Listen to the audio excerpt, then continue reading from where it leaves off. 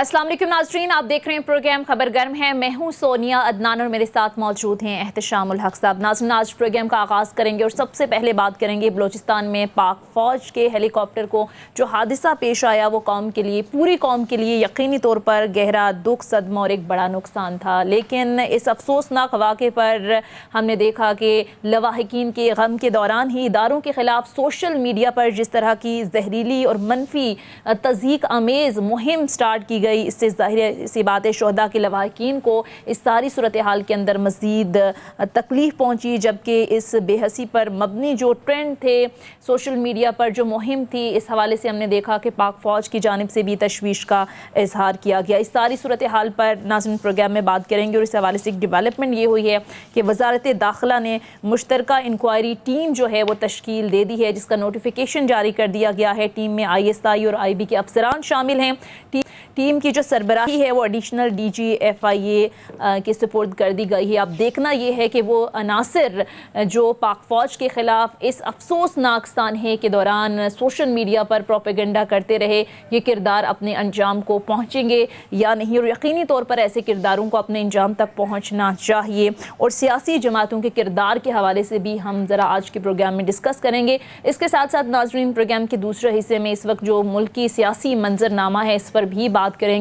हम देख रहे हैं कि सियासत के अंदर एक तरफ इमरान खान साहब को माइनस करने की बात हो रही है, नवाज़ शरीफ की वापसी के हवाले से भी खबरें जो हैं वो गर्म हैं। क्या सूरत हाल बनती है, फिर जो दोनों तरफ से जो एक सियासी अदम इस्तेहकाम का माहौल बना हुआ है इसको कम करने के लिए क्या कुछ हो सकता है, इस पर भी बात करेंगे। और बात करने के लिए आज मेरे साथ प्रोग्राम में मौजूद हैं lieutenant general retired Abdul Qayyum साहब, रहनुमा है पाकिस्तान मुस्लिम लीग नून के। अस्सलाम वालेकुम सर, सबसे पहले बहुत बहुत शुक्रिया जनरल साहब आपके वक्त का। जनरल साहब, सबसे पहले आगाज़ कर लेते हैं बलूचिस्तान में जो अफसोसनाक वाक़या पेश आया, उसके बाद सोशल मीडिया पर जिस तरह की एक जहरीली मुहिम स्टार्ट की गई इस अफसोसनाक सानहे के दौरान ही, जिस पर पाक फ़ौज की जानिब से भी गहरी तशवीश का इजहार किया गया। इस पर यह डेवलपमेंट ये हुई है कि वज़ारत दाखिला ने मुश्तरका इंक्वायरी कमेटी तश्कील दे दी है ताकि दूध का दूध पानी का पानी हो सके, पता चल सके कि आखिर इदारों के ख़िलाफ़ इस प्रोपेगेंडे के पीछे कौन था। तो क्या लगता है सर आपको ये मामलात अपने मंतकी अंजाम तक पहुँच पाएंगे, और ये कितना तशवीशनाक है प्रोपेगेंडा करना सियासी जमातों की जानिब से इस तरह के सानहात पर?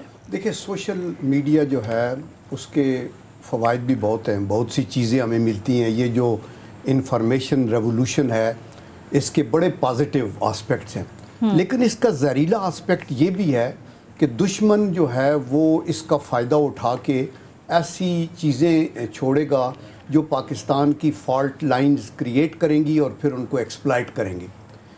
अनफॉर्चुनेटली उसके अंदर हम खुद इन्वॉल्व हो जाते हैं, हमारे लोग इन्वॉल्व होते हैं। आप ये देखें कि हमने अभी पाकिस्तान बने हुए तकरीबन जो 70-75 साल हो गए हैं, तो कभी भी अफवाज पाकिस्तान के ऊपर इस तरह के जो हैं घटिया अटैक कभी नहीं हुए जो अभी होने शुरू हो गए। और इसकी बुनियाद कैसे पड़ी है उसको भी हम दोबारा मैं नहीं कहना चाहता, लेकिन आपको ये पता है कि हमारे पॉलिटिकल एलिमेंट्स ही कुछ ऐसे हैं जो कि जिन्होंने आंखें बंद करके और यहाँ तक के लीडरशिप को फ़ौज की को गद्दार कहा, जाफ़र कहा, मीर जाफ़र कहा और मीर सादक कहा, उससे लोगों को और हौसला मिला। और उसमें बहुत से ऐसे एलिमेंट हैं जो मुल्क के अंदर नहीं बैठे हुए, मुल्क से बाहर हैं, और वो ऐसे ऐसे क्लिप्स जो इंडिया में फॉर्म होते हैं या इजराइल में होते हैं या किसी जगह भी, वो उठा के तो इधर ताकि एक गलतफहमी पैदा हो। और ये एक अदारा जो हमारा फ़ौज पाकिस्तान का जो एक मजबूत अदारा है, जो एक काबिल फ़ख्र अदारा है, जिसके ऊपर मैं अगले दिन भी एक इंटरनेशनल जो थिंक टैंक है उनकी रिपोर्ट पढ़ रहा था कि वो कह रहे हैं कि जो इनकी इंटेलिजेंस सर्विस के जो लोग हैं ये सेकंड टू नन है दुनिया के अंदर, और वो पूरी हिस्ट्री दे रहा था। तो इनके ऊपर अटैक करने का यही तरीका है कि गलतफहमियां पैदा की जाए, polarisation with in the army create की जाए, पाक फौज और अवाम के दरमियान जो एक गलतफहमी है। जी हम अपनी देखें ना, ये जो लोग शहीद हुए हैं अभी अली हेलीकॉप्टर क्रैश के अंदर, इनके लवाहिकीन हैं, इनके बच्चे हैं, इनके और रिलेटेड रिलेशंस हैं, और फिर इनका एक मकाम है हमारे हमारे टॉप के लोग थे ये जी। और आप ये देखें कि उसकी तरह तरह की बातें कभी इधर, मैं अगले दिन आप भी एक ग्रुप के अंदर चूंकि हम लोग उधर होते हैं, तो मैं वहाँ उनको यही कह रहा था कि खुदा के लिए अपनी सियासत के लिए آپ یہ مت کریں. بالکل. تو وہ ہے نا کہ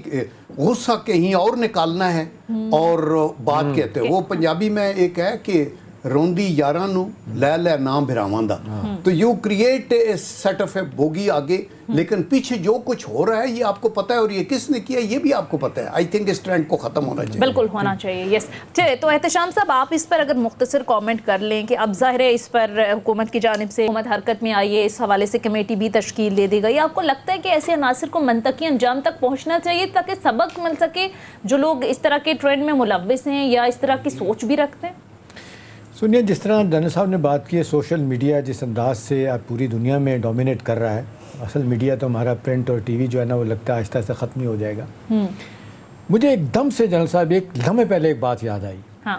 وہ یہ یاد آئی کہ انڈیا کا ایک ریٹائرڈ میجر ہے, شاید میجر گواسمی کے کیا نام ہے, بہت زریلا انسان ہے. جتنی پاکستان کے خلاف وہ باتیں کرتا ہے شاید ہی کوئی کرتا ہو. میں اس کا اس موضوع کے اوپر یا ملتا جلتا کلپ دیکھ کے میں پریشان ہو گیا. اس نے کہا جی میں تو ہندوستانی ہوں سونیا. وہ کہتا ہے میں تو دشمن ہوں آپ کا, میں تو ہر وہ بات کروں گا جس سے آپ کو نقصان پہنچے. لیکن کہتا ہے میں آپ کو بتاؤں, میں اگر پاکستانی ہوتا نا تو میں یہ دیکھتا کہ میں کس کے خلاف کیا بات کر رہا ہوں. اس نے کہا ایک ہی ادارہ رہ گیا آپ کے پاس, یہ فوج, جو آپ کا ہر کام کرتی ہے. کراچی کے نالے تک بھی انہوں نے صاف کر دیے. انہوں نے کہا آپ کو یہ خیال کرنا چاہیے کہ یہ ادارہ انٹیکٹ رہے, یہ ادارہ آپ کی سیکیورٹی کا ضامن, آپ کے ہر جگہ کیٹاسٹرافی, کچھ آپ کو مصیبتیں, اور ابھی بھی سیلاب زدگان کے لیے. کہا کہ میں حیران ہوں کہ آپ کے لوگ یہ جو کام کر رہے ہیں ان کو اندازہ نہیں ہے کہ یہ فوج کے لیے نہیں, وہ ملک کے خلاف کام کر رہے ہیں. یعنی اس بندے کی بات بتا رہا ہوں جنرل صاحب جو مشہور ہے پاکستان کا دشمن. سونیا دیکھیں, مختصر بات یہ ہے کہ جن لوگوں نے اس پہ سیاست کرنے کی کوشش کی ہے, میرا خیال ہے کوئی بھی ہے, اور میں تو یہ کہوں گا معذرت کے ساتھ کہ پی ٹی آئی کے لوگ اس حوالے سے آگے ہیں, اور دوسری طرف بہترین فائدہ اٹھایا اپوزیشن اپنا پی ڈی ایم کی جماعتوں نے. وہ پی ڈی ایم کی جماعتیں اب دیکھنے P M L N general صاحب جتنی تنقید کرتی رہی ہے, آج وہ دیکھیں جس انداز سے وہ سپورٹ کر رہی ہیں ان کو. چلیں کسی بہانے سے تو کر رہی ہیں. میرا تو ماننا یہ ہے کہ جی کوئی ادارے تو چھوڑ دیے جائیں جن کو آپ تنقید کا نشانہ نہ بنائیں, جو آپ کی ملک کی سلامتی کی ضامن ہے, جن کو ساری دنیا کہتی ہے. جنرل صاحب نے ایجنسیوں کی بات کی. سونیا مستقل طور پہ پچھلے کئی برسوں سے جو سروے آتا ہے جنرل صاحب دنیا کی انٹیلیجنس ایجنسیز کا, 10 میں سے آج بھی نمبر 1 ISI ہے. بالکل. تو آپ یہ کیا کرنا چاہتے ہیں, اس ملک کے ساتھ کیوں کھلواڑ کرنا چاہتے ہیں؟ دشمن کو احتشام صاحب موقع مل جاتا ہے, موقع مل جاتا ہے, سیاسی طور پہ آپ اختلاف کر سکتے ہیں, ان کے رول پہ بات کر سکتے ہیں, لیکن ایک کسی پرائے میں رہ گئے. اب یہ جس انداز سے بلوچستان کا اتنا بڑا سانحہ ہوا, لوگ دکھی ہیں, پریشان ہیں. آپ دیکھ لیں, میں ہوں, آپ ہوں, جن کا کوئی ڈائریکٹ تعلق واسطہ بھی نہیں ہے افواج پاکستان سے, وہ بھی دکھ میں, وہ بھی دکھی ہیں کہ ان کو پتہ ہے کہ کتنا بڑا لاس ہے. اور وہ دیکھیں کس کام کے لیے جا رہے تھے, کتنی محنت کی, جگہ جگہ پہنچ کے جو فیکٹری سے بلوچستان کے ان کے لیے گئے. ہمارے لوگ تو سیاست کر رہے ہیں, مزے کر رہے ہیں, عیاشی کر رہے ہیں, کتنا پیسہ بنانا ہے کتنا نہیں بننا, اسی میں لگے ہیں. میرا خیال ہے جنرل صاحب یہ بڑا زہریلا کام ہے, پروپیگنڈا جو کیا گیا, جس نے بھی کیا ہے, میں تو کہتا ہوں کہ ان کو کٹہرے میں لانا چاہیے. اور یہ آئندہ کے لیے اس طرح کی مہم افواج پاکستان کے خلاف ہر صورت میں اتنی خوفناک اس کی سرزنش ہونی چاہیے اور کیفر کردار تک ڈیفینیٹلی پہنچانا ہے. شور کہ جس انداز سے ٹیمیں تشکیل دی گئی ہیں وہ ضرور اس پہ کام کریں گے. ٹھیک ہے, اب آگے بڑھتے ہیں. ملکی سیاست میں بھی جنرل صاحب کافی کچھ ہو رہا ہے. ایک طرف عمران خان صاحب کو نااہل, اور گورنمنٹ تو پر امید ہے کہ ایک تو توشہ خانہ کے ریفرنس کے حوالے سے, پھر ممنوع فنڈنگ کے حوالے سے کہ عمران خان صاحب نااہل ہو جائیں گے. دوسرا کچھ خبریں ذرائع سے یہ بھی چل رہی ہیں, بلکہ ایک نیوز پیپر میں پڑھ رہی تھی کہ نواز شریف کی واپسی کے لیے پارلیمنٹ سے قانون سازی کے آپشن پر غور ہو رہا ہے. تو سر, نواز شریف صاحب کی واپسی کے حوالے سے واقعی سنجیدہ کوششیں ہو رہی ہیں؟ دیکھیے, میں یہ سمجھتا ہوں کہ یہ چیزیں بڑی پیٹی ہیں, چھوٹی ہیں. ہمیں اگر براڈر پرسپیکٹو میں دیکھیں نا تو آج محرم کی 9 بالکل, اور یہ ہمیں یاد دلاتی ہے کہ مسلمانوں نے کتنی بڑی قربانی اسلام کے لیے دی حضرت امام حسین رضی اللہ تعالیٰ عنہ نے, اور تاریخ کا رخ بدل دیا. اور ان کا یہی پیغام تھا کہ آپ حق کے لیے کھڑے ہوں, آپ انصاف کی بات کریں, آپ سچائی کی طرف جائیں, ایون اف آپ کی جان چلی جائے, سپریم سیکریفائس دینے کے لیے. صاحب دنیا کی ہر نعمت ان کو مل رہی تھی, آفر کی گئی, کیا لینا ہے, امام نے کہا مجھے کچھ نہیں چاہیے. تو آج کے دن بھی ہمیں سول سرچنگ یہ کرنی چاہیے کہ ہم کہاں کھڑے ہیں. دیکھیں, میں احتشام یہ پڑھ رہا تھا کہ پاکستان جب بنا نا تو تقریباً 3 کروڑ کی آبادی تھی ہماری, اور اس وقت آپ کے پاس نہ کوئی ڈیفنس کی صنعت تھی, نہ آئرن اور سٹیل کی صنعت تھی, نہ جوٹ کی کوئی مل تھی، ساری صنعتیں ہندوستان میں رہ گئی، نہ میچ باکس جو نا میچ سٹکس وغیرہ کی یہ آپ کے پاس تھا. آپ کے پاس جو ٹوٹل 900 ٹیکسٹائل ملیں تھے پورے انڈیا میں، اور اس میں 15-16 ہمارے پاس تھی. تو اللہ کا، اور $100 جو تھی پر کیپیٹا انکم تھی آپ کی. Over a period of time ہم ایفرٹ کرتے رہے، مشکلات سے بھی گزرے، لیکن اللہ کا کرم ہے ہم یہاں تک پہنچے. ابھی ہم اس کو کیوں توڑنا چاہتے ہیں؟ اس گھونسلے کو، جس کو اس آشیانے کو جس کو تن کے چن کے ہم نے اکٹھا کیا ہے، اس کے اوپر خدا کے لیے یہ جو ہے وہ ایسی باتیں نہ کریں. تو ابھی ہمارا ایشو کیا ہے؟ دیکھیں، ایشو میں کہتا ہوں کہ انٹرنل بھی ہیں، ریجنل بھی ہیں، اور انٹرنیشنل بھی ہیں. انٹرنل کے اندر آپ کا سب سے بڑا ایشو تو آبویسلی امپارٹنٹ ایشو تو اکانومی ہے. اکانومی کے اوپر آپ کو پتہ ہے کہ ہم کس طرح ہم بلیک میل ہو رہے ہیں، کس نے معاہدہ کیا، کیا شرائط تھی، کس طرح ان کو وائلیٹ کیا، کس طرح امریکہ کو ناراض کیا، کیسے ڈیفالٹ کی طرف آپ جا رہے تھے، کیسے روکا گیا، وہ تو ایک لمبی داستان ہے، میں نہیں جاتا. نمبر 2 جو بیجر ہے، آپ دیکھیے کہ کلائمیٹ چینج کی وجہ سے آپ کے فلڈز، ارتھ کویک، آپ لوگوں کی بلوچستان کے اندر حالت دیکھیں. کراچی میں میرے ایک دوست ہیں، وہ بیدار بخت، ان سے میں بات کر رہا تھا. ان کا جنرل صاحب آپ کیا بات کر رہے ہیں، آپ کراچی کے اندر دیکھیں تو ہمارے فلیٹس کے اندر پانی چڑھا ہوا ہے وغیرہ وغیرہ. ہر جگہ لوگ جو ہیں وہ افیکٹ ہوئے ہیں. لیکن موسٹ امپارٹنٹ جو ہے نا آؤٹ آف آل دس، یعنی ایون دہشت گردی بھی ہے، لیکن دہشت گردی سے بھی بڑھ کے نیشنل یونٹی ہے. آپ یہ دیکھیں کہ یہ ساری چیزیں جو ہم نے پہلے بلوچستان کی ڈسکس کی، کریش کی ڈسکس کی، یہ ساری چیزیں پوائنٹ کرتی ہیں نیشنل، اور نیشنل یونٹی کیوں نہیں ہے. یہ جو قومی، اس کی وجہ یہ ہے کہ میں سمجھتا ہوں میں بہت پاٹے خان ہوں، اور میری سیاست ہی سپریم ہے، اور میں ہی سب سے زیادہ پیٹریاٹک ہوں، حق پہ صرف میں ہی کھڑا ہوں، اور دوسرے جو ہیں وہ سارے غلط ہیں. دیکھیں، آپ اکراس دی ٹیبل بیٹھ کے خدا کے واسطے سر جوڑ کے بیٹھے، you may agree to disagree, but at least listen to the other party and say کہ یار یہ ہمارے جو ہے نا پیرامیٹرز ہیں، ان کے اوپر نکل کے ہم نے اپنے آپ کو بہتر کرنا ہے اور اس کو آگے لے کے جانا ہے. لیکن انفارچونیٹلی نواز شریف کا آپ بات کر رہی ہیں، آئی ایم شیور کہ نواز شریف صاحب has to come back to Pakistan. ٹھیک ہے، میں آپ کو آنیسٹلی کہوں کہ آج اگر آپ کی کوئی ایک ہوپ ہے تو وہ نواز شریف ہی ہے. ٹھیک ہے، اچھا احتشام صاحب، ٹھیک ہے، اگر میں آپ کو اس کا جواب دے دوں اور میں خبر دے دوں آپ کو جی پلیز کہ نواز شریف صاحب کیوں نہیں آ رہے. دیکھیں، 2 وجوہات بنی. پہلی تو بات بنی کہ جس کریٹیکل سٹیج پہ اس وقت پی ڈی ایم کی حکومت led by P M L N ہے، وہ انتہائی مشکلات سے گزر رہی ہے، ڈیلیور نہیں کر پائے. ناراضگیاں شروع ہو گئیں کہ جی بیڑا غرق کیا. نواز شریف صاحب کا وہ کہتے ہیں بیانیہ ٹھیک تھا، الیکشن میں جانا چاہیے، چلیں پرانی حکومت لینی نہیں چاہیے، کام نہیں کر سکے. نتیجہ تن چیزیں پہ 25% سے زیادہ مہنگائی ہوگی، جس کی وجہ سے پی ایم ایل این جو ہے نا وہ جس کو کہنا چاہیے اتنی برے طریقے سے پٹی ہے اس حوالے سے کچھ کہنے کی آدمی. اب سوال یہ ہے کہ نواز شریف صاحب خبر یہ ہے سونیا کہ وہ مانگ رہے ہیں گارنٹیاں. وہ کہتے ہیں کہ جی سیدھی بات ہے، میں نے نہیں آنا، جب تک میں آؤں گا میرے لیے میدان کھلا رکھیں، گرفتاریوں کا سلسلہ نہ ہو. ایک حوالے سے کہا بھی جا رہا ہے کہ ایک کیس بنا کے لے کے جا رہی ہیں، لیکن ان کو یہ بتایا گیا کہ جی لا آف دی لینڈ یہ کہتا ہے کہ آپ کے اوپر کیس ہے، آپ یہاں سے گئے تھے، پیش کریں، گئے اور واپس آئے تھے، آپ کو چند دن وہاں رہنا پڑے گا. جو کچھ بھی ہے اس کو ہم مینیج نہیں کر سکتے. لوگوں کو دکھانا بھی تو ہوگا کہ نواز شریف صاحب کے اوپر کیسز ہیں، غلط ہے، صحیح، اس پہ نہیں جاتے. آپ کو واپس آ کے بھگتنا پڑے گا. آپ گئے تھے علاج کے لیے، 1.5 سال سے زیادہ، 2 سال سے زیادہ عرصہ ہو گیا. آپ وہاں پہ میٹنگ چیئر کر رہے ہیں، لوگوں کو مل رہے ہیں، ماشاءاللہ بڑے سمارٹ لگتے ہیں، رنگ برنگے کپڑے پہن رہے ہیں، اچھا لگتا ہے، مجھے تو اچھا لگتا ہے. سیاست میں بھی ایکٹیو ہے، ساری باتیں. اب سب کو پتہ چل گیا کہ بیماری کتنی ہے اور کتنی نہیں ہے. بہرحال اصل بات ہے جنرل صاحب، آپ کی بات بالکل ٹھیک ہے کہ اس وقت پی ایم ایل این میں اگر کوئی لیڈر ہے جو پارٹی کو یونائٹ رکھ سکتا ہے، آئندہ الیکشن جتوا سکتا ہے، وہ میاں محمد نواز شریف صاحب ہیں. لیکن ان کے لیے جو اس وقت مشکل ہے سونیا، جو شہباز شریف صاحب کی حکومت کہتی ہے کہ جی آپ ہم سے وہ توقع نہ کریں کہ ہم آپ کے آنے سے پہلے سارا سیاسی میدان، عدالتی میدان جو ہے نا صاف کر دیں. بہرحال آپ کے اوپر کیسز ہیں، آپ کو اسکاؤنڈرل ڈکلیئر کیا گیا ہے، بھگوڑے آپ کو ڈکلیئر کیا گیا، بار بار کہا گیا آپ آئے نہیں آئے. اب اس طرح آئیں گے، ہم کوئی جادو کی چھڑی نہیں لے کے کر سکتے کہ ہم کہیں جی سارا میدان کھلا کر لیں، سونیاں ہو جائیں گلیاں تو بھی رانجھا یار پھرے، ایسا نہیں ہوگا. آپ کو بھگتنا پڑے گا. اسی مقصبے میں نواز شریف صاحب نہیں آ رہے، تو اب ان کے لیے جو حالات بنائے جائیں گے، دیکھا جائے گا، پھر ہی وہ آئیں گے. ٹھیک ہے، تو جنرل صاحب یہ خبر احتشام صاحب کی ٹھیک ہے کہ گارنٹی مانگی جا رہی ہے نواز شریف صاحب کی طرف سے؟ میں یہ سمجھتا ہوں کہ گارنٹیز وہ نہیں مانگ رہے. دیکھیں، انہوں نے یہ کہا کہ میرے ساتھ پہلے بھی یہاں انصاف نہیں ہوا، اتنے شارٹ ٹائم میں اتنی ہیئرنگز ہوئیں، اور ایک ایسا کیس بنایا گیا صاحب مشرف کے زمانے میں پھانسی اور پتہ نہیں کیا کہ سارے کیس ختم کروائے گئے اور بیک ڈیٹ میں کروائے گئے. ابھی بھی آپ کہتے ہیں ان کے ساتھ انصاف نہیں ہوا.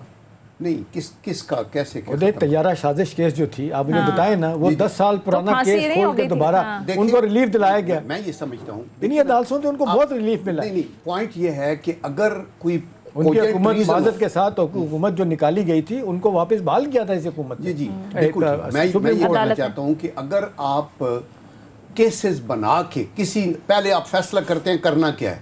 فیصلہ یہ ہے کہ نواز شریف کو ہٹانا ہے. ابھی کریں کیا؟ ادھر پاناما نکل آیا, آپ نے اس کے اوپر کرتے کراتے دیکھا کہ اس کے اندر کوئی جوس نہیں ہے. 450 کمپنیز ہیں, ان کو چھوڑو, اس کو ٹارگٹ تو اس کو کرنا ہے. کریں کیا؟ اقامہ کی ایک چیز نکلی اور آپ نے پکڑ کے وہ کر دیا.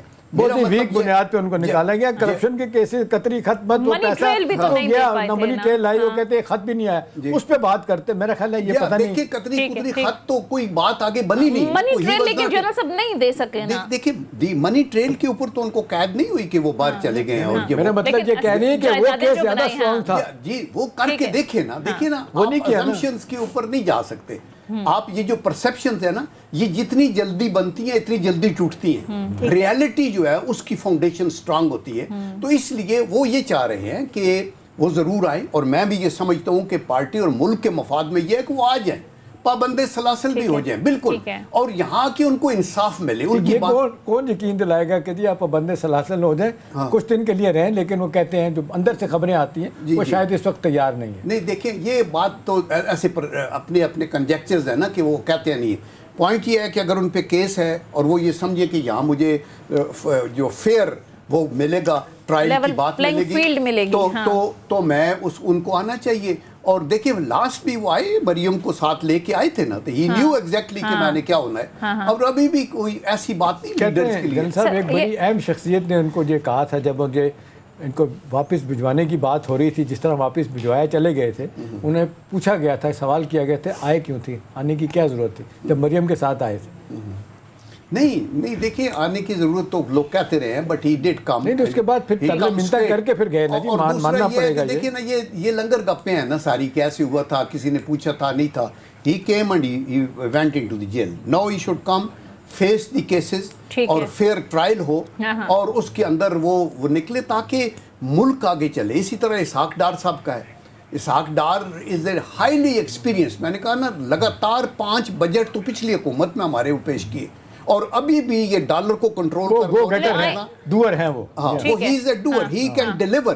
تو یہ لوگ جو ہے ہمیں چاہیے. اور مجھے یاد ہے سر وہ کچھ دنوں کے لیے باہر گئے تھے, ڈالر 105 کا ہو گیا تھا 97 سے, 2 دن کے 3 دن کے اندر آ کے سب کو بٹھا کے 97 پہ لے کے آئے تھے. یہ بڑی کمال ہے جو چیزیں. اور مفتاح صاحب اس حوالے سے کچھ بھی نہیں, اور معذرت کے ساتھ صاحب مفتاح اسماعیل نے تو بیڑا ڈبو دیا یہ کہہ کے کہ جی میں فائنانس منسٹر بناؤں صرف ڈیفالٹ سے بچانے کے لیے, یہ مہنگائی شنگائی اکانومی ٹھیک کرنا میرا جو کام نہیں ہے. دیکھیں Miftah is a very street talker, and I tell you is very competent. He did his best, and I tell you by grace of Allah یہ ڈیفالٹ کو ایورٹ کرنے میں تو he was in the forefront نا. He is a good team member. لیکن ابھی جو ان کا تجربہ ہے اسحاق ڈار صاحب کا, وہ اگر آ کے ان چیزوں کو سنبھالے. اینڈ سیکنڈلی اسحاق ڈار صاحب کا یہ ہے کہ وہ اپوزیشن کے ساتھ بھی بڑی محبت اور پیار کے ساتھ انگیج کر لیتے ہیں. سینٹ میں نے ان کو دیکھا, بہتر کام کر سکتے ہیں مشکل سے مشکل حالات میں, آرمی کے ساتھ بھی, آپس کے اندر اپوزیشن کے ساتھ بھی, اور ہمارے یہ جو ٹیررزم کے اور 35 کمیٹیوں کی سربراہی ان کو کیوں دی تھی نواز شریف صاحب نے,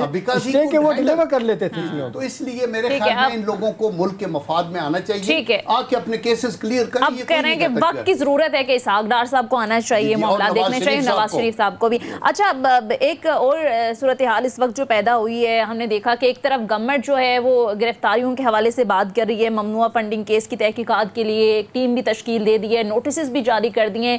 بلکہ وزیر داخلہ تو جنرل صاحب یہ کہہ رہے تھے کہ اگر آپ نے تعاون نہیں کیا تو پھر تو ہم گرفتاریاں کر لیں گے. لیکن پاکستان تحریک انصاف بھی لیگی رہنماؤں کے خلاف پنجاب میں مقدمات بنانے کی دھمکیاں دے رہی ہے. تو اس ساری صورتحال کو کیسے دیکھتے ہیں؟ ادھر آپ ان کے لیے معاملات ٹف کریں گے تو وہ پھر پنجاب میں معاملات آپ کے لیے مشکل کر دیں گے. کیا مشکل کریں گے؟ وہ مرکز میں تھے تو انہوں نے they left know stone انٹرنڈ.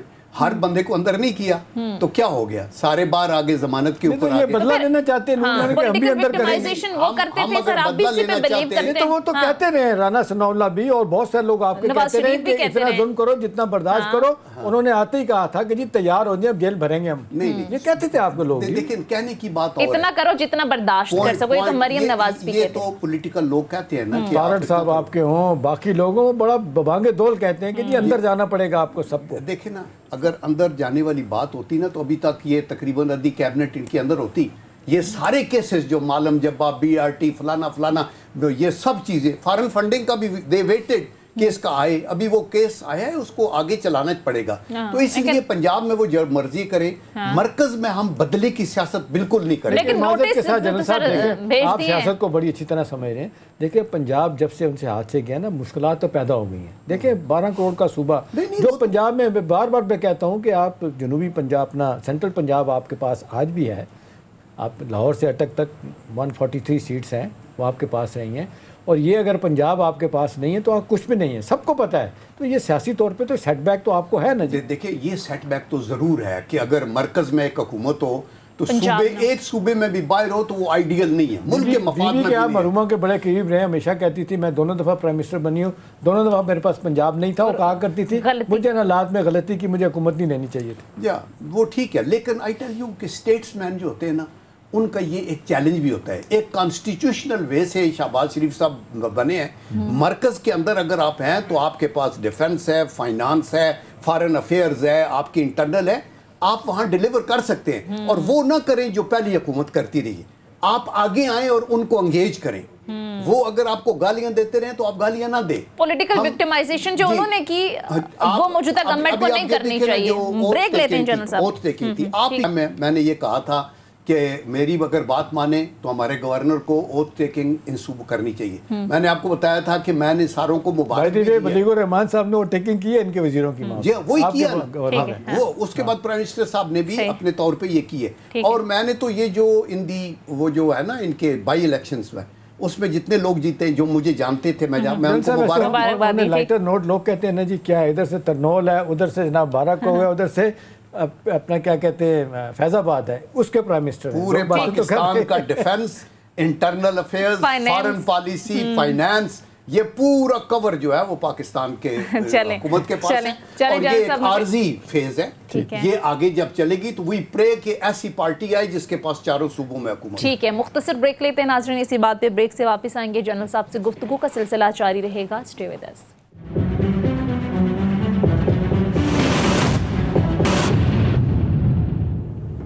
Break के बाद खुशामदीद। अच्छा जनरल साहब, ये कौमी असम्बली की 9 नशिस्तों पर जो 25 सितंबर को पोलिंग होनी है, इस पर इमरान खान साहब ने तो 9 की 9 सीटों पर खुद मैदान में उतर आए, तो ये मुश्किल नहीं हो जाएगा? क्या किस लिए मुश्किल होगा? देखिए ये बेसिकली तो सीटें इनकी ही है ना, जहाँ इनके बंदे थे। पहले भी जैसे वो 20 सीटें थी, वो 20 की 20 जो थी, 11 भी एक थी और 9 और ये इन्हीं की थी। उनमें से 5 सीटें नून ने निकाली। तो इसलिए मेरे ख्याल में ये ठीक नहीं है। सियासत में इनको अपने लोगों को ही ट्रेन करना चाहिए ना, कि वो आगे आएँ और वो बताएं कि उन्होंने इन हलकों में क्या किया है जब वो हुकूमत में थे, और आइंदा अगर आए तो वो क्या करेंगे। आप उनको डिप्राइव कर रहे हैं ना, और ये एक फ्रस्ट्रेशन को और एक वो उसको जाहिर करता है कि आप जिस तरह आप लोग यानी PMLN की हुकूमत जो है वो चाल चल रही, इस तरह वो चाल चल रहा है। आप जिस तरीके से चुन के निकाली है 9 सीटें वीक निकाली हैं, तो वहाँ पे वो लड़ेगा। तो देखिए ना, मैं तो कहता हूँ कि अगर 9 की 9 सीटों पे वो जीता है और एक पे भी हारता है तो उसको डेंट पड़ेगा, इसका नुकसान होगा। लेकिन जीतने के बाद फिर है मेरा ख्याल है गवर्नमेंट के ऊपर एक बड़ा सवालिया निशान होगा।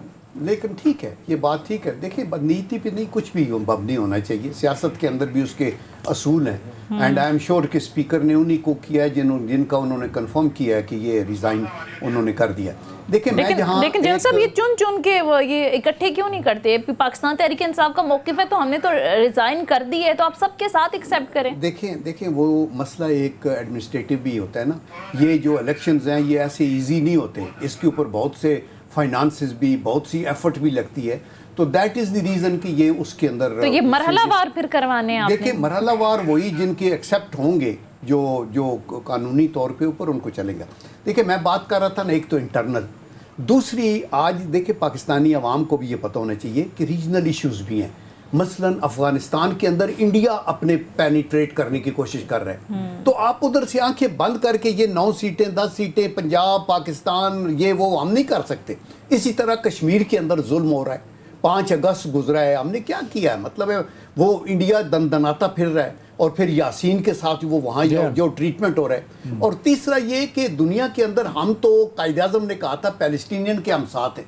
آپ دیکھیں پیلسٹینین کے ساتھ کیا ہو رہا ہے. قوموں کی برادری میں اگر ہم نے زندہ رہنا ہے تو آپ کو بین الاقوامی سطح پہ یہ جو گلوبلائزڈ انوائرمنٹس ہیں ان کے اندر آپ کا ٹوٹل کمپارٹمنٹ کے اندر تو رہ نہیں سکتے. کل ادھر ہو رہا ہے پرسوں ادھر ہوگا. اسی طرح جو نیشنل گلوبل سچویشن ہے, یوکرین کی وار کا فال آؤٹ کیا ہے, اس سے بچنے کا طریقہ کیا ہے, اور ابھی تیوان کے اوپر کیا ہو رہا ہے, اس کی کیا امپلیکیشنز ہیں, آگے کیا ہو ہمارے سکتا ہے. جیسے نا وہ تو برداشت نہیں کر سکتے اگر تھوڑا سا بھی جھٹکا لگتا ہے اکنامک. تو ان چیزوں کو سوچنے کی بجائے ہم اس کے اندر پڑے ہیں کہ وہ, اور میں لاسٹ یہ کہنا چاہتا ہوں, دیکھیں ہم میں سے ہر کوئی یہ کہتا ہے, میں کہتا ہوں احتشام میں خرابیاں ہیں, احتشام کہتا ہے نہیں ان قیوم کے اندر خرابیاں ہیں. وہ غالب کا بڑا اچھا ایک شعر ہے, اور اس میں کہا کہ ساری عمر میری اسی بھول میں گزری غالب, دھول منہ پہ تھی اور آئینہ صاف کرتا رہا. آپ یہ سمجھتے رہے کہ نہیں جی وہ غلط ہے, وہ کہتے ہیں نا کہ من عرف نفسہ فقد عرف ربہ, کہ آپ اپنے اندر تو دیکھو خدا کے واسطے ہر پارٹی کا سربراہ اپنا ڈسپلن ٹھیک کرے, اپنا مینیفیسٹو بیٹر کرے, اپنی غلطیوں کو سیکھے کہ کیا میں نے کی ہے, اور وہ کرے جو ملک کے لیے بہتر ہو. ٹھیک ہے. اچھا احتشام صاحب, ابھی جنرل صاحب نے بڑے امپورٹنٹ پوائنٹ جو ہیں وہ ریز کیے ہیں کہ افغانستان کے اندر انڈیا جس طرح سے قدم جمانے کی کوششیں کر رہا ہے, پھر اوورآل دنیا جس طریقے سے بدل رہی ہے, ہمارے جو معاشی حوالے سے مسائل ہیں, کتنی ضرورت ہے نیشنل یونٹی کی اس وقت کہ تمام جو پولیٹیکل جماعتیں ہیں کم سے کم ان اہم معاملات پر جو ملک کے لیے فیوچر میں جا کر کس طرح سے پریشانی کا باعث بن سکتے ہیں, ان پر تو کم سے کم بیٹھیں. سنیے دیکھیں جس طرح جنرل صاحب نے نقشہ کھینچا ہے, اوورآل تو ہم دیکھ لیں یوکرین کا معاملہ ہو, تائیوان کا معاملہ ہو, اس کے ایفیکٹس تو آتے ہیں, لیکن امیڈیٹ کانٹیکسٹ میں اب جو افغانستان میں ہو رہا ہے یا ایران میں ہے یا چائنا کے ساتھ یا ہندوستان کے ساتھ تعلقات ہیں, یہ بہت اہم ہے. افغانستان میں جب سے امریکہ وہاں پہ گیا ہے, دیکھیں وہاں اسٹیبلٹی نہیں آئی. $9.5 بلین امریکہ نے ان کا روکا ہوا ہے, وہ نہیں دے رہے, ان کے معاملات خراب ہیں. پہلی دفعہ احمد زواری کی چھٹی ہوئی ہے, کہا جاتا ہے اس کا پاکستان کو بھی فائدہ ہوا ہے. وہ کیا over the horizon capability use ہوئی ہے, ہم کس حد تک ساتھ تھے. ویسے تو گورنمنٹ نے کہہ دیا کہ جی یہاں سے نہیں, یہ میزائل اڑا تھا ڈرون, وہ کہیں اور سے ہی آیا تھا, کچھ کہتے ہیں قطر سے آیا تھا, کوئی کہتے ہیں سمندر کے ذریعے آیا تھا. سوال یہ ہے جنرل صاحب کہ اس وقت ہم نے جس پوری دنیا میں یہ جو موجودہ طالبان کی حکومت ہے ان کی وکالت کی تھی, اور جس طرح وکالت کی تھی اور ہر جگہ جا کے ہم نے ان کے لیے کہا, آپ دیکھ لیں ان کا معاملہ کتنا ہمارے خلاف ہے کہ 3,500 کے قریب فگر ہے ان کا. کہا جاتا ہے کہ TTP والے تحریک طالبان پاکستان کے ملاق چھپے ہیں. کوششیں کر کے دیکھ لیں. لیٹسٹ آپ دیکھ لیں علامہ تقی عثمانی صاحب ایک ڈیلیگیشن لے گئے, ان کی بات بھی نہیں مانی. اور کچھ لوگ کہتے ہیں شاید فال آؤٹ اسی طرح ہی تھا. آج بائی دی وے خراسانی کی بھی چھٹی ہوگی, جس نے APS جو ماسٹر مائنڈ تھا, جو پشاور کے بچوں کو جس کا شہادت جس طرح ہوئی تھی 160 کے قریب لوگوں کی, اس میں ٹیچر بھی تھے, وہ کہتے ہیں وہی تھا. اب سوال یہ ہے کہ وہاں پہ ہمارے معاملات ٹھیک نہیں ہو رہے. یہ طالبان کی حکومت جس کو ہم کہہ رہے تھے کہ جی تعلقات ہمارے اچھے ہوں گے افغان طالبان کی, وہ نہیں ٹھیک ہوئی. وہ حکومت ان کی جو ہے آپ دیکھ لیں ہندوستان کے بڑے خلاف تھے, آج وہ ان کے ساتھ ان کے تعلقات بہتر کرنے کی کوشش کریں. ایران کے ساتھ ہمارے تعلقات بھی اس طرح ہی ہیں. چائنا کے ساتھ CPEC کے حوالے سے دیکھا جائے سلو ڈاؤن کر گیا. ہمارے جتنے 153 کے قریب پروجیکٹ تھے وہ ابھی دیکھ لیں 44% مکمل ہوئے ہیں. کہا جا رہا ہے کہ ابھی بھی $14 بلین کے پروجیکٹ رہتے ہیں, وہاں پہ بھی کیوں سلو ڈاؤن ہوا ہے. تو مطلب ہم نے بجائے اس کے کہ ہماری پولیٹیکل اشراف یا پولیٹیکل لیڈرشپ یہ بیٹھ کے سوچتی کہ بھی چائنا کے ساتھ CPEC کے معاملات کیسے بہتر کرنے ہیں, امریکہ کے ساتھ معاملات اس نیچ پہ کیوں گئے, ایبسولوٹلی ناٹ کہنے کی کیا ضرورت تھی کہ اور بھی طریقہ ہو سکتا تھا.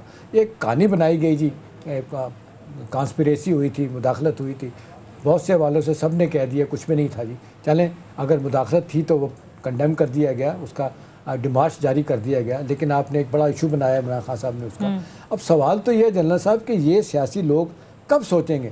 معذرت کے ساتھ میں کہوں گا کہ آج یہ جو واقعہ ہوا ہیلی کاپٹر میں, جو ہماری senior political leadership military leadership military کے لوگ اللہ کو پیارے ہوئے, اس کا فائدہ دیکھیں کہ MLN نے بھی اٹھانے کی کوشش کی. آج وہ سب کے لوگ جو ہے نا وہ سجن بننے کی کوشش کر رہے ہیں اپنا افواج پاکستان کے، لیکن ایک سٹیج تھی ماضی میں بیانات کس طرح ماضی میں اس طرح کے بیانات آ رہے، آج وہ آئسولیٹ کر رہے ہیں عمران کو، اگرچہ دونوں غلط کرتے ہیں، جو جس وقت بھی افغان پاکستان کے لوگوں کو سامنے رکھ کے ٹارگٹ کرتا ہے اپنے سیاسی مقاصد اپنے سیاسی مفادات کے لیے. تو میرا خیال ہے بنیادی طور پہ تو یہ ہے کہ جو آپ بات کر رہی ہیں طالبان کے ساتھ ہمارے معاملات ٹھیک نہیں ہو رہے، اس کا بڑا سیریس افیکٹ ہے. جس طریقے سے ڈالرائزیشن ہوئی، جس سے آپ دیکھ لیں آج بھی ڈالر ہمارا کہا جاتا ہے کہ جی تقریباً 5 سے 10 بلین ڈالر آج بھی کہتے ہیں یہاں سے اسمگل ہو کے وہاں جا رہا ہے. کیسے جا رہا ہے، کیوں جا رہا ہے، اس کو کیسے نہیں روکا جا سکتا. تو بہت سارے والوں سے تو سول سرچنگ کی ضرورت ہے جب تک کہ سونیا ایک جس کو کہتے ہیں میسیج آف وننس، ایک political leadership across the board نہیں جاتا، لوگوں کو پتہ چلے کہ آج ان کی اپوزیشن بھی اور ان کی گورنمنٹ بھی ایک ہے، تو آپ دیکھیں کہ لوگ بہت طریقے سے لیں گے، ہمیں سیریسلی لینا شروع کریں. آج لوگ کہتے ہیں ٹوٹل ڈسرے ہے. آپ نے اداروں میں آپ دیکھ لیں معذرت کے ساتھ، اس وقت ہماری سپریم کورٹ میں جس طرح ایک ڈویژن آ چکی ہے، ڈیوائڈ آ چکی ہے، وہ ایک بڑا لمحہ فکری ہے. اور پھر فوج کو جس طریقے سے کنٹروورشل بنانے کی کوشش کی گئی وہ ایک لمحہ فکری ہے. سیاسی جماعتیں تو ایک دوسرے کے ساتھ جو کر رہی ہیں اس کا نتیجہ کیا ہے، اپنے چھوٹے چھوٹے سیاسی مفادات کے لیے ملک کا مفاد قربان ہو رہا ہے. آج ہم پوری دنیا میں جس طریقے سے ہم کشکول اٹھایا ہوا ہے، اور آپ نے دیکھا پرائم منسٹر صاحب کہتے ہیں کہ جی اب کیا کریں، ہم مجبور ہو گئے ہیں، ہم نے جنرل باجوہ کو سے کلوانا پڑا امریکن کو کہ جی ہم IMF کا رول استعمال کریں. تو میرا خیال ہے بہت سے حوالوں سے حکومت کا بھی اسی طرح ہی قصور ہے، اپوزیشن لیڈ بائی عمران کا بھی اتنا ہی قصور ہے. ٹھیک ہے، تو جنرل صاحب آپ ایگری کرتے ہیں کہ چاہے موجودہ گورنمنٹ ہو یا پھر اپوزیشن ہو، قصور سب کا ایک ہے اس ملک کو جس نہج پر آج تک پہنچایا گیا ہے، چاہے معاشی حوالے سے ہو یا اوورآل دنیا کے اندر پاکستان کا جو امیج ہے؟ یا دیکھیں اس میں ذمہ داری تو ہماری کلیکٹیو ہے، اور یہ over a period of time ہم اسپیشلی فائنانشیل سائڈ کو بھی اگنور کیا، اور پھر لیکن ہمارے ٹف چیلنجز تھے because of our strategic location. آپ یہ دیکھیں کہ پاکستان ایک کانٹے کی طرح چبھتا ہے انڈیا کو، اور اس خطے کے اندر امریکہ کے اپنے چونکہ اسٹیکس ہیں ویری ہیوی، تو دیٹ از دی ریزن کہ وہ کرتے ہیں. احتشام نے بہت اچھا احاطہ کیا میں یہ کہوں گا، لیکن میں یہ کہوں کہ افغانستان کے اندر یہ ٹھیک بات ہے کہ ہم اس طریقے سے ان کو اپنے ساتھ ملا کے آگے نہیں چل سکے جیسے ہم چلانا چاہتے ہیں، but at the same time Allah کا یہ کرم ہے کہ ہمارے ان کے ساتھ لنکیجز ہیں، ہمارے ان کے ساتھ سارے روابط ہیں، ڈپلومیٹک بھی ہیں، معاشی بھی ہیں، اور یہ دہشت گردی کے خاتمے کے لیے بھی آپ نے دیکھا کہ خراسانی کا کیا ہوا اور کچھ ہوا. یہ بہت بڑی پروگریس ہے کہ جو وہاں ان کا کلا کما ہو رہا ہے ان لوگوں کا جو پاکستان کی دشمنی ہے. دوسری بات ایک ہم نے کی کہ دیکھیں ماضی میں مسلم لیگ والے بھی فوج کو برا کہتے رہے. میں یہ کہتا ہوں کہ یہ ایسی بات جو ہے یہ بھی غلط ہے کسی کے لیے بھی کہنا، لیکن میں آپ کو اشور کرتا ہوں کہ مسلم لیگ، میں 6 سال تقریباً سینٹ کے اندر ڈیفنس پروڈکشن کا چیئرمین رہا، سینٹ کی سمیٹی کمیٹی ہے. آنیسٹلی میں آپ کو یہ بتاؤں کہ جتنی خدمت مسلم لیگ کے دور میں ڈیفنس کی ہوئی ہے، مثلا جتنی ٹیررزم کے خلاف جنگ لڑی گئی ہے، اس کی جتنی فائنانسنگ ہوئی ہے جس میں F-16 تک استعمال ہوئے ہیں، وہ آپ اسحاق ڈار صاحب سے کبھی ڈیٹیلز لیں یا وہ کریں، وہ آپ نے کہا نیوکلیئر کی ایکسپلوژنز تک کیا. اسی طرح اور بہت سی چیزیں جو کہ ہر حکومت کا اپنا رول رہا ہے ڈیفنس کو مضبوط کرنے کا، لیکن ان کا چونکہ پرولانگ پیریڈ تھا بہت کچھ کیا. اور ہمیشہ نواز شریف صاحب سے میری بڑی ڈسکشن بھی کئی دفعہ ہوئی، انہوں نے کہا کہ یہ ہمارا مضبوط ترین ادارہ ہے. اور وہ تو آپ یہ دیکھیں نا کہ ضیاء الحق صاحب کہتے تھے کہ میری زندگی بھی نواز شریف صاحب کو لگ جائے اور وہ ان کو آگے لے کے آئے. دیکھیے پاکستان کے مخصوص حالات تھے، حکومت میں ہوتے ہیں تو یہ بیانات دیتے ہیں، عمران خان صاحب بھی اسی طرح کے بیانات دیتے رہے، لیکن کچھ ماضی میں اس طرح کے بیانات دیے بھی گئے نواز شریف صاحب کی جانب سے معذرت کے ساتھ، جن کو پھر دشمن جو قوتیں انہوں نے استعمال بھی کیا پاکستان کے خلاف.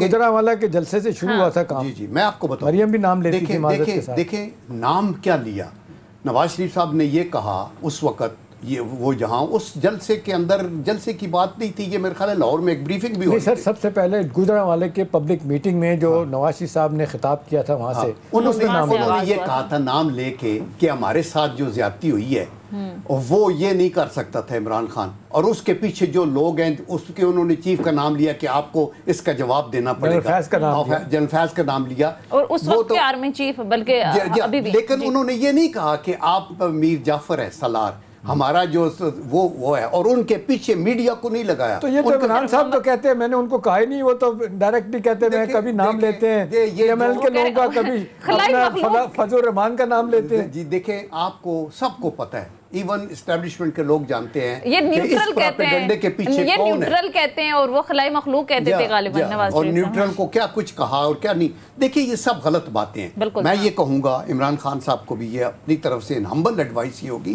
کہ آپ اپنی صفوں کو درست کریں اور آپ جھوٹے کلیم مت بنائیں، اور پھر آپ کو یو ٹرن لینا پڑتا ہے کہ آج یہ ہو رہا ہے وہ ہو رہا ہے. ابھی بھی وہ کانسپریسی تھیوری کو ادھر ان کے ایمبیسڈر کو لے کے ان سے وہ بھی ان کو ہوتا ہے نا کہ جی پہلے مجھے میرا ساتھ دیا، اب میرا ساتھ کیوں نہیں دیتے. ٹھیک ہے، اس پر میں بات کروں گی، اس پر میں بات کروں گی. بریک لیتے ہیں ناظرین، بریک سے تو گفتگو کے سلسلے کو آگے بڑھائیں گے. Stay with us.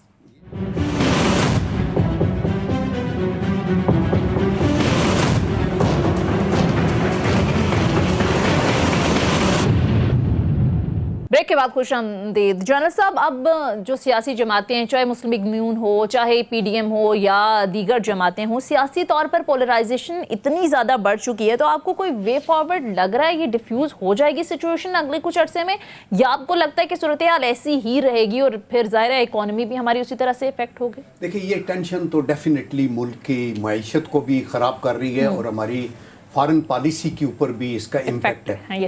تو اس کو حل کرنے کا طریقہ یہی ہے کہ اگر ہمیں اپنے رویوں میں تبدیلی کرنی پڑے گی. اگر آپ اپنے رویوں میں تبدیلی نہیں کرتے اور آپ اپنے آپ کو پاٹے خان سمجھتے ہیں اور ابو لا سمجھتے ہیں اور کہتے ہیں ہم یہ کر دیں گے وہ کر دیں گے، تو ٹینشن رہے گی، خواہ وہ ایک لیڈر بھی کرتا رہے. تو میرے خیال کے اندر ہمیں یہ کانسٹیٹیوشنل گورنمنٹ ہے، اس کو جو ٹائم اس کا کانسٹیٹیوشنل ہے وہ ہے.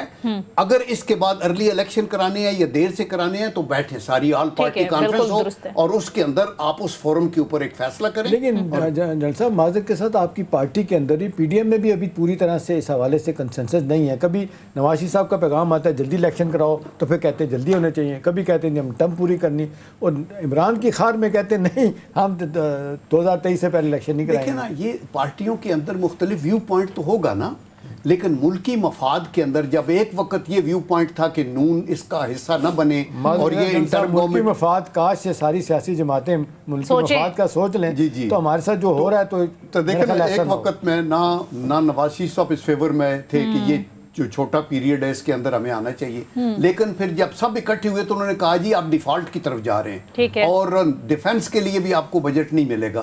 تو پھر انہوں نے کہا جی آپ کی پارٹی کو سیاسی جو ہے قربانی دینی پڑے گی. تو انہوں نے کہا جی یہ قربانی ملک کے لیے تو ہم دینے کو تیار ہیں. اور یہ قربانی ٹھیک ہے. اچھا احتشام صاحب، میرا آخر میں آپ سے سوال یہ کہ اس وقت جس نہج پر ہم ہیں معاشی حوالے سے، پاکستان کو بنے ہوئے 70-75 سال کا عرصہ ہو گیا ہے، ہم سے بعد میں جو ملک بنے ان کی اکانومی کہاں تک پہنچ گئی، وہ معاشی حوالے سے اتنے مضبوط ہو گئے، پاکستان اس نہج پر کیسے پہنچا؟ سونیا دیکھیں، وہ کہتے ہیں اردو میں ترقی معکوس، کہ اوپر سے نیچے آنا بجائے نیچے سے اوپر جانا. یہ اوور دا ایئرز ہمارے ساتھ ہوا. کچھ سیاسی اختلافات ہیں، ہر پارٹی اپنا ایجنڈا لے کے آتی ہے. بھٹو صاحب سوشلزم لے کے آئے تھے، پی ایم ایل این نے شروع میں پہلی گورنمنٹ میں بڑا کام کیا تھا، پرائیویٹائزیشن، ڈی ریگولیشن، نیشنلائزیشن کو ختم کیا تھا. بہت سے حوالوں سے چیزیں ٹھیک ہوئی تھی. کہا سونیا منموہن سنگھ کا پیریڈ اسی زمانے میں ہندوستان میں شروع ہو گیا تھا. ہندوستان ہم سے بہت پیچھے تھا، اکنامک کنڈیشن اتنی خراب تھی ان کی کہ نہ پہ بزنس مین کے لیے سہولتیں تھیں اور اتنی مشکلات سے گزرتے تھے لوگ. انہوں نے آہستہ آہستہ اوپن اپ کر کے کہاں سے کہاں پہنچ گئے. ہمارے لیے بھی مجھے یاد ہے شروع طرح سے باہر سے لوگ آتے تھے، وہ گرین چینل کھل گیا تھا، لوگ آ رہے تھے، ایکٹیویٹی شروع ہو گئی تھی. لیکن اس کے بعد پھر سیاسی اختلافات جس طریقے سے مرحومہ کے ساتھ شروع ہوئے، وہ ساری کی ساری جن صاحب انرجی جو ہے نا، جو پازیٹیو کاموں پہ نون کی لگتی تھی، وہ بی بی کو فکس کرنے میں لگ جاتی تھی. اب دیکھیں نا 2006 میں آپ جس طریقے سے میثاق جمہوریت ہو گیا، اس کے فوراً بعد مرحومہ بی بی نے ہاتھ ملا لیا مشرف کے ساتھ. پھر آپ کو یاد ہے کیانی، جنرل کیانی کے زمانے میں تو نثار اور شہباز صاحب وہ کہتے ہیں 11 میٹنگ چھپ چھپ کے ان کی ہوتی تھی کہ بی بی کو کیسے نکالا جائے. تو یہ سیاسی لوگ کم از کم یہ سوچیں، اداروں کو بھی دور رکھنے، آپ نے جو کرنا ہے بیٹھ کے خود فیصلے کریں. خود فیصلے نہیں کرتے، خود بیٹھ کے کنسلٹ نہیں کرتے، پھر اداروں کو بھی. ٹھیک ہے. دیکھیں میں لاسٹلی یہ کہنا چاہتا ہوں کہ یہ بات تو ٹھیک ہے کہ ہمیں ملک کی خاطر بہت سی قربانیاں دینی پڑتی ہیں. میں آپ کو وثوق سے یہ کہتا ہوں کہ سیاسی ادوار میں اگر کوئی ترقی ہوئی ہے تو وہ نواز شریف کے ٹائم کے اندر ہوئی ہے. آپ روڈ نیٹ ورک دیکھیں، एयरपोर्ट्स देखें कितने कितने हैं, आप यूनिवर्सिटीज़ देखें, कॉलेजेस देखें, ये आपकी टनल्स कहते हैं करप्शन भी उतनी ज़्यादा हुई है जनरल साहब। देखिए करप्शन कम हुई है खुदा के वास्ते, आप उसका इंटरनेशनल उसका देखें, उस टाइम में करप्शन नीचे गई है, ये करप्शन अभी इमरान खान साहब के सामने रही है। और लास्टली मैं ये कहता हूँ कि देखिए हम एक दूसरे का पर्दा ना उठाएं, हम मुल्क को आगे करें। तो इस पे अहमद फराज के शेर पे ख़त्म करेंगे। उन्होंने कहा कि हर जिस्म दाग दाग था, लेकिन फराज हम बदनाम यूं हुए कि बदन पे कबा न थी। वाह क्या जबरदस्त लास्ट में जनरल साहब आपकी तरफ से पैगाम आया। बहरहाल जनरल साहब हमारे साथ प्रोग्राम में मौजूद थे। नाज़रीन, ये थे हमारा आज का प्रोग्राम। फीडबैक जरूर दीजिएगा। अगले प्रोग्राम तक इजाजत दीजिए। खुदा हाफ़िज़।